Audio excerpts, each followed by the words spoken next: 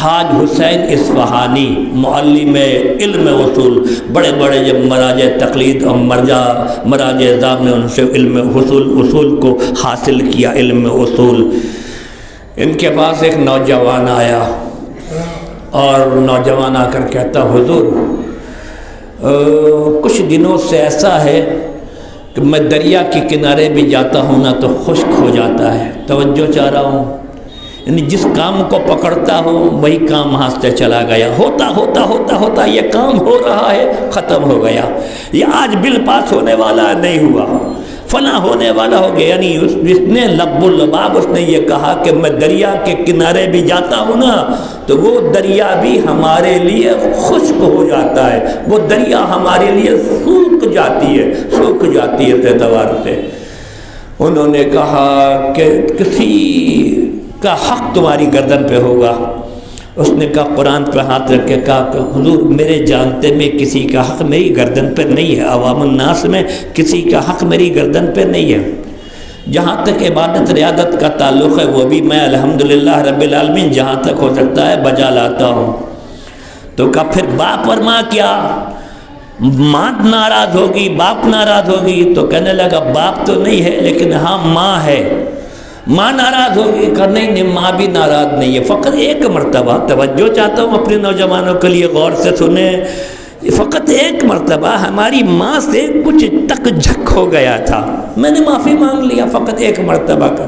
انہوں نے کہا نہیں تم نے جو معافی مانگا ہے نا وہ معاف نہیں ہوا ہے، تمہاری ماں کے دل میں وہ چیز رہ گئی ہے، درود بھیجیے محمد اور آل محمد علیہ السلام پر، وہ معاف نہیں ہوا ہے، وہ تمہاری ماں کے دل میں چیز رہ گئی ہے۔ آیا ماں کے پاس اس نے کہا جاؤ اور باواز بلند کہنا، پیر پکڑنا چوبنا اور باواز بلند کہنا اماں ہمیں معاف کر دیجئے،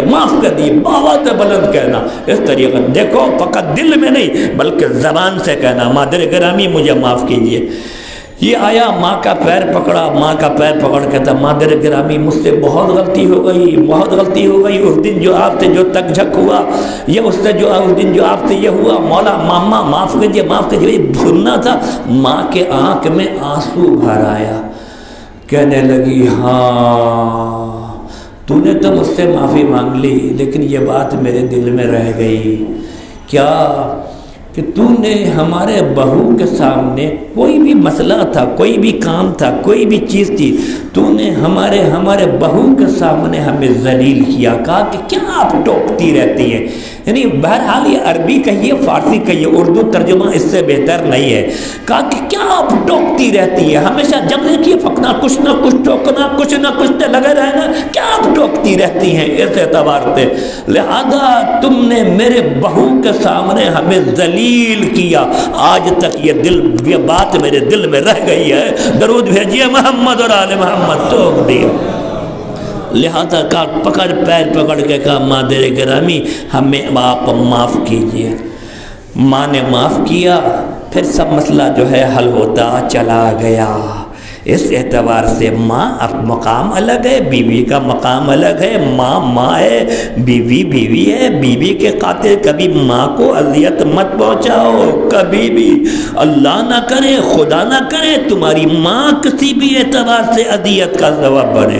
اس لیے میں اپنے نوجوانوں سے کہتا ہوں اگر تم یہ سمجھتے ہو کہ تمہاری ماں سے غلطی ہو گئی ہے اس وقت خاموش رہو، بالکل خاموش۔ ایک لفظ میں اور استعمال کر چکا شاید میری یعقوب کے امام بارگاہ میں، وہ لفظ میں نے مجلس میں حالیہ مجلس میں نے کہا تھا کہ ذوی الحقوق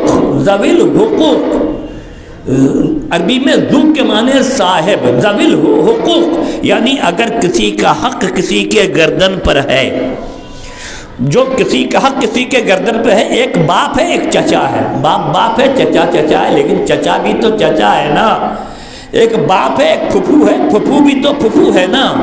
ایک بیوی ہے ایک ماں ہے، ماں تو ماں ہے نا، بیوی بھی ہے، ذوی الحقوق جس کا حق تمہاری گردن پہ بنتا ہے۔ دو افراد کے درمیان کچھ ہو رہا ہے، جھگڑا ہو رہا ہے، بحث ہو رہی ہے، تو میں ہو رہا، کچھ ہو رہا ہے،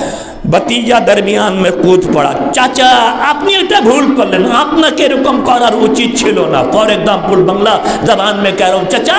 आपको ऐसा नहीं करना चाहिए था, आपने ऐसा क्यों किया? ये ज़विल हुकूक जिनका हक आपकी गर्दन पे, खामोश रहो। ज़विल हुकूक के दरमियान में बाप का मसला है, बाप के भाई का मसला है, अगर बोलना है तो बात में बोलो। चाचा आपको ऐसा नहीं बोलना चाहिए था, दरूद भेजिए मोहम्मद और आले मोहम्मद पर,